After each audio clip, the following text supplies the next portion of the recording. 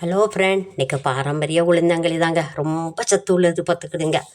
அந்த காலம்லாம் முட்டை ஊற்றி கிண்டி கொடுப்பாங்களாம். எங்கள் அம்மா சொல்லுவாங்க, எங்களுக்கும் தந்திருக்காங்க. இப்போ சிகப்பரிசியையும் கொஞ்சம் வறுத்துடுங்க, உளுந்து வறுத்துக்கிடுங்க. சிகப்பரிசியில் ஒரு 10 மிளகு போட்டுக்கிடுங்க. உளுந்து போட்டுக்கிட்டு அதுக்கப்புறம் கருப்பரிசி அது 2 ஸ்பூன் பார்த்துக்கிடுங்க. அதையும் கொஞ்சம் லைட்டாக வறுத்துக்கோங்க. இந்த 1 கப்பு உளுந்தங்களி சாப்பிட்டாலே போதும், சாப்பாடு எடுங்க, மத்தியானம் தான் சாப்பிடும், பசியே எடுக்காது. அதுக்கப்புறம் அரை சிரட்டை கருப்பட்டிங்க.